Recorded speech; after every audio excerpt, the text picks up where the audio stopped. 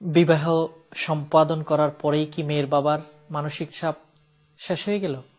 তা নয়। আমাদের সমাজের ব্যবস্থা হলো মৌসুমি কিছু চাপ মেয়ের বাবার উপর থেকে যায়। ধরুন রমজান চলে আসছে, প্রথমবারের মতো রমজান এসেছে, মেয়ের বাবার মাথা ব্যথা শুরু, মেয়ের বাড়িতে ইফতার পাঠাতে হবে।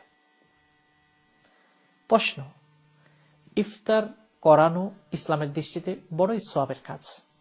আল্লাহ নবী ইরশাদ করেছেন, যে ব্যক্তি কোনো রোজাদারকে ইফতার করাবে, ইফতার করানোর কারণে আল্লাহ পাক ওই রোজাদার রোজা রেখে যে সওয়াব পেয়েছে, কোন রকম ঘাটতি করা ছাড়াই পরিপূর্ণ একটা রোজার সওয়াব যে ব্যক্তি রোজাদারকে ইফতার করালো তাকে আল্লাহ দিয়ে দেবেন। কাজে ইফতার করানো, পরবর্তীতে পেট ভরে খাওয়ানো, এটা হচ্ছে সওয়াবের কাজ। প্রশ্ন জাগে, শুধু মেয়ের বাবাই কি শুধু ছেলের বাবাকে ইফতার করাবে? ছেলে পক্ষকে ইফতার করাবে?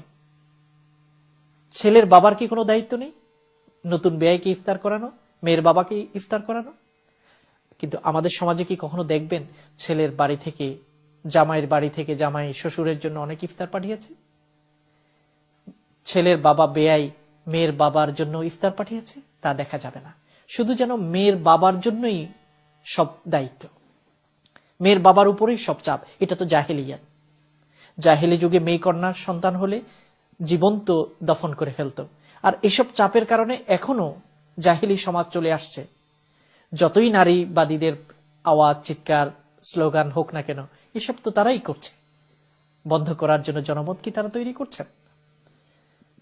জাহেলি যুগে কোনো কন্যা সন্তান জন্ম হলে কোরআনের ভাষায়, ওয়াইদা বুশিরা আহাদুহুম বিল উনসা যাল্লা ওয়াজহুহু মুসওয়াদ্দান ওয়া হুয়া কাযীম, কারো কন্যা সন্তান জন্ম হলে সেই সংবাদ পাওয়ার সাথে সাথে বাবার চেহারাটা কয়লার মতো কালো হয়ে যেত।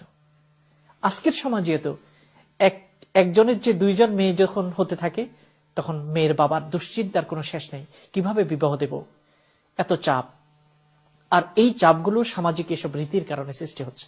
কাজেই সামাজিক এই রীতিগুলো হচ্ছে একটা জাহেলিয়াত, একটা কুসংস্কার, আমাদেরকে আবার সেই জাহেলি সমাজের দিকে নিয়ে যাচ্ছে, নারী নির্যাতনের পথকে প্রশস্ত করছে। ইফতার আসলে একটা চাপ তৈরি হয়, মেয়ের বাড়িতে ইফতার দিতে হবে। কিভাবে ইফতার দিতে হবে?